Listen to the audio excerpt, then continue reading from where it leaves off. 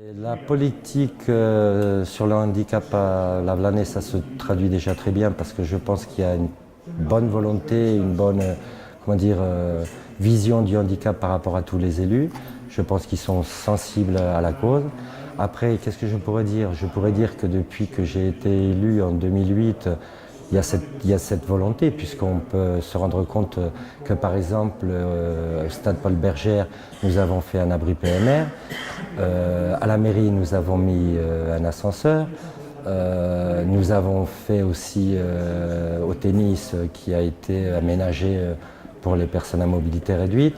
Donc voilà, ça c'est un peu, j'en passe parce que je voudrais venir sur d'autres choses. Ça c'est un peu sur l'ensemble au début qu'on a commencé en 2008. Ensuite, on a mis en place en 2011 le PAV, qui est le plan d'action de la voirie des espaces publics, d'où on a défini 3 périmètres. Ces 3 périmètres, on a fait un diagnostic. On a relevé tout ce qui concerne tous les handicaps, tout ce qu'il fallait qu'on refasse de A à Z, je veux dire. Et comme on peut le constater à Lavelanet, les passages piétons ont été faits avec les poteaux pour les personnes malvoyantes, les bandes potodactyles. Maintenant, nous allons mettre en place les bandes rugueuses au milieu de ces passages piétons pour les personnes aveugles, carrément aveugles. Ensuite, nous avons mis aussi en place les ADAP, les agendas d'accessibilité programmés, qui c'est une société privée et habilitée qui nous a fait le diagnostic de 24 bâtiments.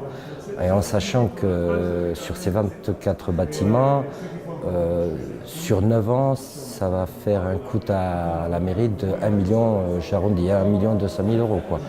Donc on peut dire qu'il y a cette volonté, puisqu'on n'a pas attendu les ADAP, puisqu'on a quand même déjà commencé sur certains bâtiments. Et puis après, la volonté de faire aussi beaucoup sur la voirie, puisque, comme on peut le remarquer, on a fait pas mal de passages de bateaux au niveau de l'école Georges Sand, au niveau du groupe du laboratoire.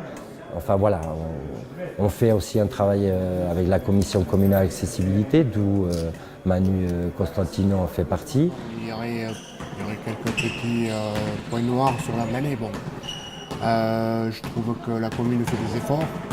Moi, ça fait 30 ans maintenant que je suis en fauteuil roulant suite à un accident. Donc je connais Lavelanet par cœur. Mais c'est vrai qu'il y a des endroits, c'est pas évident. C'est pas évident. Après, il y a même chez les médecins, les kinés. Il n'y a pas de kiné accessible à Lavelanet. Les cabinets médicaux, il y en a 2 maintenant. Cabinet à côté de Super U chez Caroline Alzieux et le nouveau dentiste.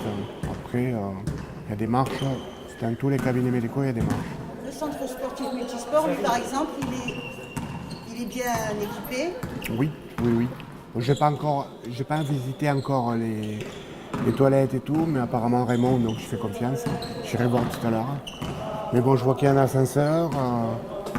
On n'aide pas, voilà, comme à la mairie. On voit tout ce qui reste à faire, et Dieu sait qu'il reste à faire. Malheureusement, c'est une question de finances aussi, parce que comme on le sait tous, chaque année on nous gratte sur le budget, et c'est vrai que c'est un argent qui pourrait servir pour toutes ces réalisations et pour d'autres choses aussi. Mais après, je pense que la volonté est liée et on continuera à œuvrer dans ce sens-là et faire tout ce qu'il y a à faire.